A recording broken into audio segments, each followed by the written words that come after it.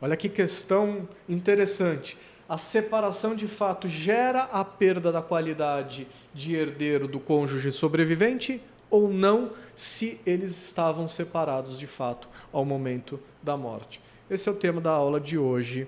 Sejam muito bem-vindos. Para falar sobre isso, antes de falar sobre isso, é importante que a gente relembre alguns pontos importantes. O primeiro deles é que vamos relembrar o que dispõe o artigo 1829 do Código Civil, que traz a ordem de vocação hereditária e coloca o cônjuge nos três primeiros colocações, nas três primeiras posições como herdeiro entre eles.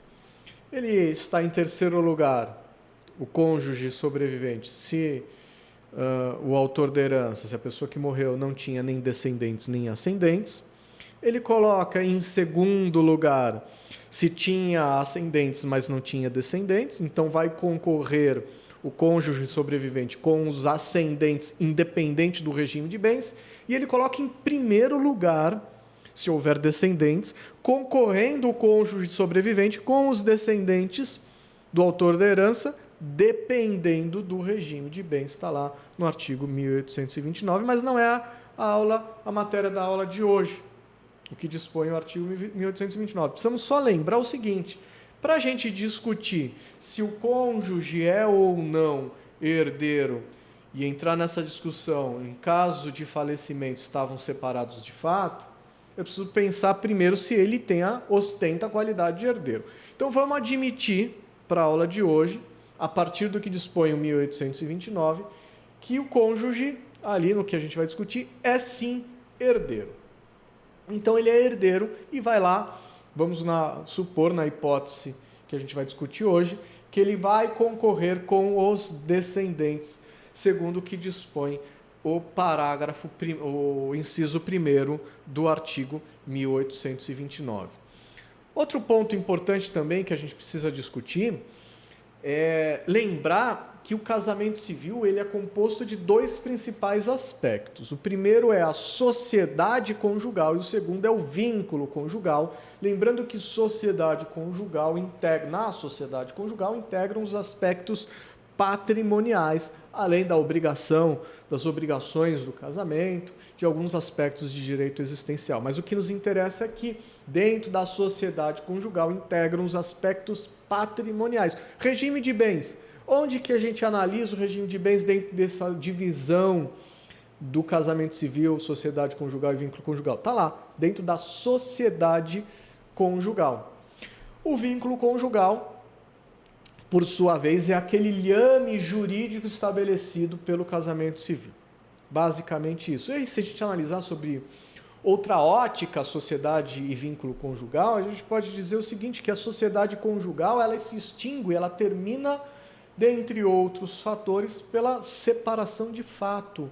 Olha só, quer dizer que separação de fato faz extinguir sociedade conjugal e, com isso, as questões patrimoniais, a obrigação do casamento, a obrigação, por exemplo, de coabitação, que é uma das obrigações do casamento, se extingue a obrigação de coabitação com a separação de fato? Sim, porque se extingue a sociedade. Se extingue o regime de bens? Sim. Quer dizer que uma pessoa, apesar de casado civilmente, na condição de separado de fato, adquirir um imóvel, por exemplo, depois da separação de fato, com recursos próprios, esse imóvel não vai se comunicar pelo regime de bens? Não, não vai se comunicar, porque houve a extinção da sociedade conjugal.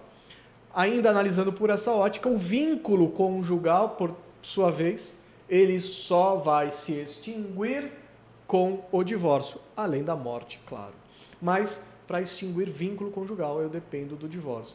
Sociedade conjugal não. Sociedade conjugal se extingue pela morte dos cônjuges, pela nulidade, anulação do casamento, pela separação, seja ela judicial ou seja ela de fato, e até mesmo pelo próprio divórcio. É o que dispõe o artigo 1571, vale a pena a gente dar uma visitada no que dispõe o artigo 1571, que traz exatamente isso que a gente está estudando, né?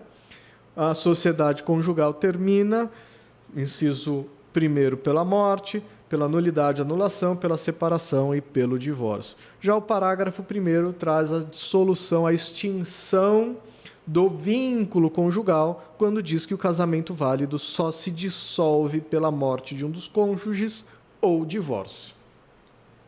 Certo, pessoal? Isso é importante a gente ter em mente, porque são aspectos basicamente diferentes, e aqui já dando um spoiler, a gente pode entender o seguinte: se eu disse, a melhor doutrina e jurisprudência e uma análise sistemática do próprio Código Civil, que sociedade conjugal engloba os aspectos patrimoniais, regime de bens, por exemplo, também, se nós estamos falando dos aspectos patrimoniais, também engloba os aspectos de sucessão, que são basicamente questões pertinentes a direito patrimonial, certo? Dando sequência nisso, vale a pena a gente visitar o que dispõe o artigo 1830.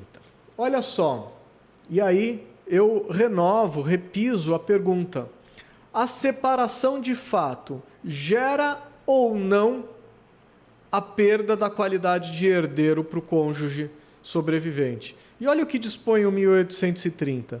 Somente é reconhecido direito sucessório ao cônjuge sobrevivente se ao tempo da morte do outro não estavam separados judicialmente, hipótese 1, hipótese 2, nem separados de fato há mais de 2 anos, salvo prova, neste caso, de que a convivência se tornara impossível sem culpa do sobrevivente. Vamos lembrar aqui um aspecto absolutamente relevante, que o Código Civil ele é datado de 2002. O Código Civil é do dia 10 de janeiro de 2002, sua vigência. Em 10 de janeiro de 2002, vigorava o artigo 1830 desta forma. Nesta época, no início do Código Civil de 2002, nós tínhamos também para extinção do vínculo conjugal, que só se dava pelo divórcio, uma regra de transição para alcançar o divórcio, um caminho que era justamente a separação judicial e a separação de fato. Estava descrito lá no artigo 226 da própria Constituição Federal, que o vínculo conjugal se dissolve pela separação de fato, aguardados 2 anos, mediante prova dessa separação de fato, ou uma separação judicial, aguardado 1 ano. Como é que era? Como é que funcionava isso? Você tinha que ou separar de fato e ter a prova dessa separação de fato, aguardar 2 anos para dali pedir o divórcio, para dali que esse divórcio pudesse ser decretado e extinto o vínculo conjugal, ou uma separação judicial. E aí tinha que aguardar 1 ano para o decreto do divórcio. Essa razão é porque o legislador do Código de 2002, o Código Civil de 2002, entendia que, como o divórcio põe fim ao vínculo conjugal, acabou, não existe mais qualquer vínculo, haveria de ser dado àquele casal a chance do arrependimento. Então vamos dar, se eles se separaram, vamos deixar eles pensando 2 anos para ver se é isso mesmo que eles querem, e se eles ficarem 2 anos nesse pedágio imposta pela lei, um pedágio anacrônico para 2002 já, aí sim o divórcio poderia ser decretado. Ou com a separação judicial, já que a separação judicial não depende de prova, a própria separação ela já ali está consolidada judicialmente, com uma decisão judicial, aí aguarda 1 ano para ver se não vai se arrepender, e se não se arrependeu, aí sim se autoriza o divórcio. E eu estou dizendo que era assim porque vamos lembrar, essa é uma matéria muito discutida, vamos lembrar que a Emenda Constitucional 66 de 2010, ou seja, a partir de 2010, tudo mudou. Esta regra que que eu estou citando, que era assim, ela funcionou segundo a vigência do atual Código Civil, ela funcionou de 2002 até 2010. Porque a partir de 2010, o artigo 226 da Constituição Federal, ele foi alterado. Vamos ver como que ficou isso? A redação trazida pelo artigo 226, 226, da Constituição Federal, parágrafo 6º, trazia: o casamento civil pode ser dissolvido pelo divórcio após prévia separação judicial por mais de 1 ano, nos casos expressos em lei, ou comprovada, olha só, comprovada separação de fato por mais de 2 anos. Então aqui estavam as regras, 226 da Constituição Federal, para que o casamento pudesse ser dissolvido, ou seja, extinto o vínculo conjugal. Lembrando que ainda na regra anterior, 226, parágrafo 6º, ainda vigia a separação como forma de extinção da sociedade conjugal. Então, ainda ali, naquela ocasião, com a vigência do parágrafo 6º, como era antes da emenda 66 de 2010, já tinha ali uma forma de extinção da sociedade conjugal pela separação de fato ou separação judicial. Mas foi tudo alterado. O parágrafo 6º passou a ter a seguinte redação: o casamento civil pode ser dissolvido pelo divórcio, ponto final. O que quer dizer isso, ponto final? Ponto final quer dizer que com o divórcio, independente deste tal de pedágio da separação, seja ela judicial ou seja ela de fato, não há mais a necessidade desse pedágio. O divórcio pode ser requerido tão somente.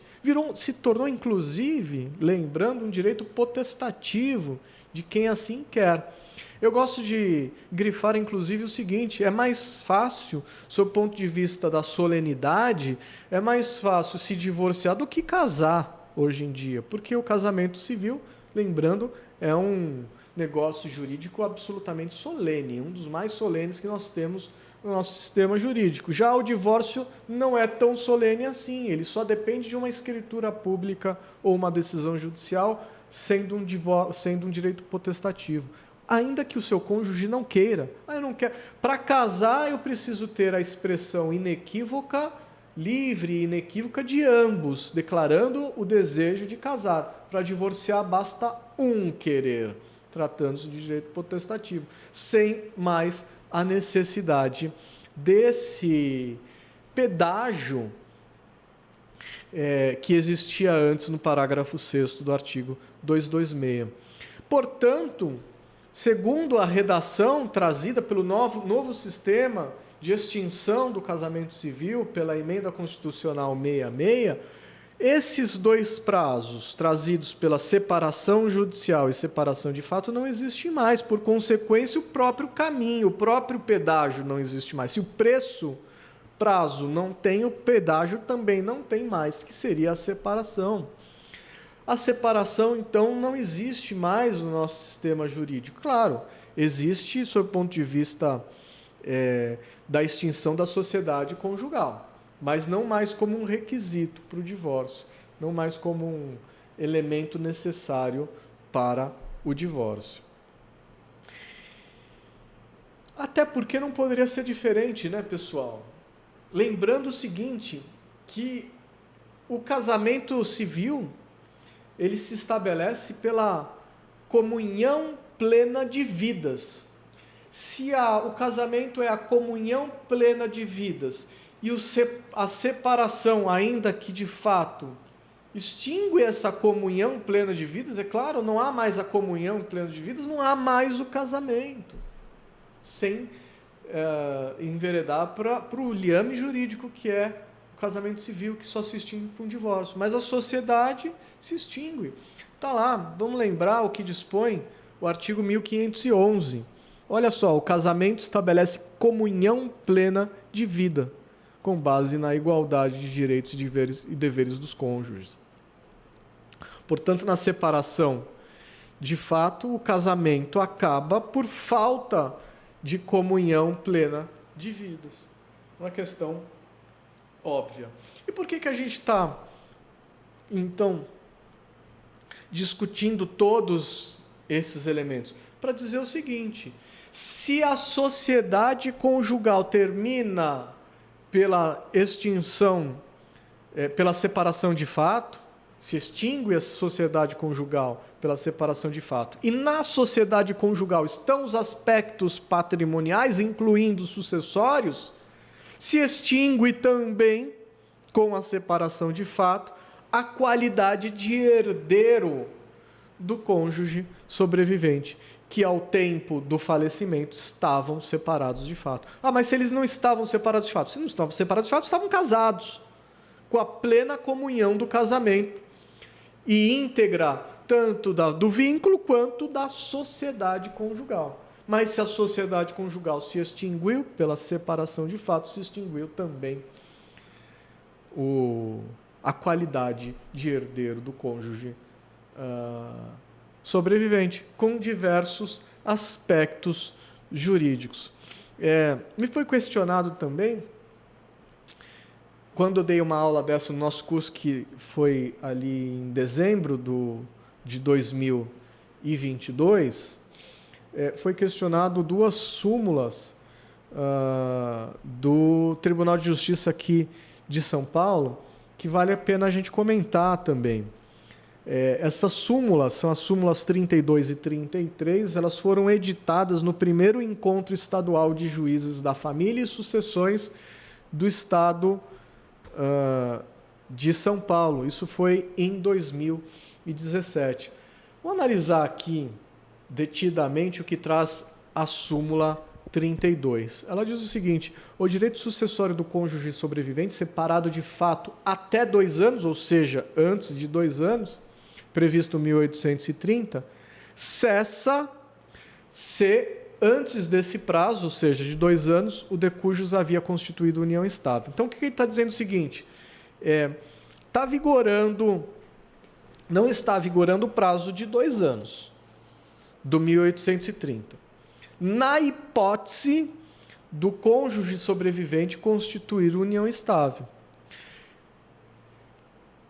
Merece crítica a esse dispositivo, porque os editores da súmula 32 esqueceram que há uma vedação para a constituição da união estável se o companheiro for casado civilmente e neste casamento não houver ocorrido a separação de fato. É claro que se isso acontecer, não é o instituto, não estamos falando do instituto da união estável, e sim do concubinato, que é vedado pelo sistema jurídico vigente. Portanto, se houver a separação de fato e permitir a união estável, ou seja, o vínculo de vidas, nós estamos a falar de extinção da sociedade conjugal e todos os vínculos patrimoniais ali. Vamos lembrar que o casamento civil, o vínculo conjugal, não impede a constituição de uma união estável se, ao tempo da constituição de união estável, os cônjuges estavam separados de fato. Mas se não, isso impede. Se não estavam separados de fato, impede. Impede o casamento também, porque o casamento, novo casamento, só pode haver se houver a extinção do vínculo conjugal. Então, aqui merece essa observação, a súmula 32. E a 33 traz a seguinte redação: a partir da emenda constitucional 66 de 2010, que passou a admitir o divórcio sem prazo mínimo para casamento. Portanto, pessoal, aqui só observar o seguinte: o 1830, vamos interpretar segundo o sistema jurídico existente antes da emenda constitucional 66, ele só está lá, essa parte final do artigo 1830 só está lá porque o sistema era assim. Tinha um prazo para alcançar o divórcio, tinha um pedágio para o divórcio, que era a separação de fato 2 anos ou separação judicial de 1 ano. Então, ele seguiu coerentemente o sistema jurídico existente até 2010. Mas, a partir de 2010, aí não se coaduna mais com o nosso sistema jurídico, porque a partir de então, sem discussão de culpa, tornou-se inconstitucional a previsão trazida no 1830 do Código Civil, parte final, no sentido de que, até aqui, né, concordamos, é o que nós estamos discutindo hoje, no sentido de que o direito sucessório do cônjuge sobrevivente poderia se estender além de 2 anos da separação de fato, se provado que a convivência se torna impossível sem culpa. Vamos discutir aqui essa história de culpa, porque a emenda constitucional 66, além dela trazer a extinção deste pedágio, separação de fato, 2 anos, separação judicial, 1 ano, também expurgou do nosso sistema jurídico o chamado divórcio-sanção, aquele divórcio cuja o seu fundamento era o descumprimento de uma obrigação do casamento, como, por exemplo, obrigação de fidelidade. Então, se não tem mais isso, não tem mais a discussão de culpa, não para a extinção do vínculo conjugal. Aliás, como nós dissemos, é um direito potestativo, queira ou não. O cônjuge contrário. Portanto, a discussão de culpa trazida aqui na emenda 33 também não se discute mais.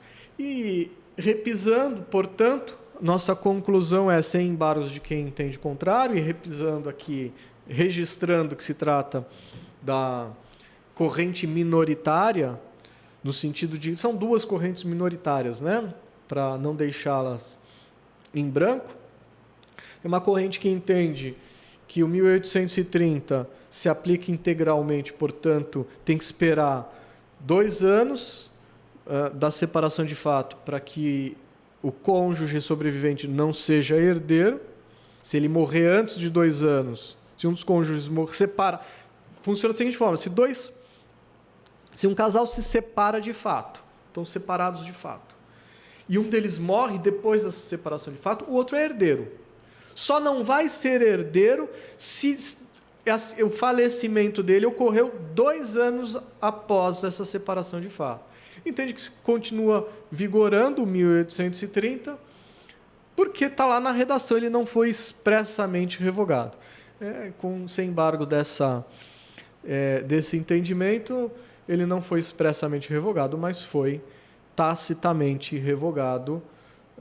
Na verdade, não foi nem tacitamente revogado, ele não se coaduna mais com os ditames constitucionais da matéria, ele não se coaduna mais com o sistema constitucional vigente a partir de 2010, portanto, é inconstitucional e não deve ser aplicado. E a segunda corrente entende que nada disso é relevante para a discussão, porque o direito do cônjuge sobrevivente ser herdeiro, ostentar a qualidade de herdeiro, ela está veiculado no vínculo conjugal e não na sociedade conjugal. E como o vínculo conjugal só se extingue com o divórcio, seria herdeiro independente da separação de fato. O que também não se coaduna com o melhor direito, uma vez, como já dissemos, e repisando, a sociedade conjugal guarda os aspectos patrimoniais, incluindo sucessórios daquele casal. Portanto, o melhor entendimento, no final do dia, e a conclusão que chegamos, é que a separação de fato, ela retira de um dos cônjuges a qualidade de herdeiro. Portanto, se houver o falecimento de um dos cônjuges após separação de fato, o cônjuge sobrevivente não será herdeiro. E aí, na hipótese que nós demos no início da aula, se tivermos herdeiros necessários ali, e na hipótese nós dissemos descendentes, se tiver descendentes do autor da herança, estes não vão concorrer com o cônjuge sobrevivente, porque houve a extinção da sociedade conjugal, portanto, também o vínculo a qualidade de herdeiro desse cônjuge. Certo, pessoal? Deixem aí as suas perguntas, os seus questionamentos. Estamos aqui à disposição e nos encontramos na próxima aula. Obrigado, pessoal.